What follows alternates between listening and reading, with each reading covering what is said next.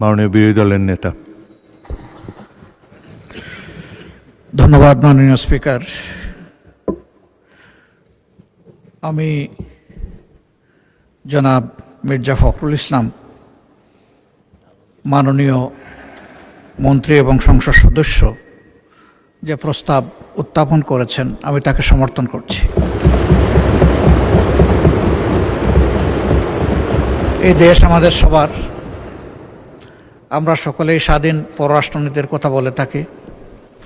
আমরা সত্যিকার অর্থেই একটা স্বাধীন পররাষ্ট্রনীতি দেখতে চাই, বাস্তবায়ন করতে চাই।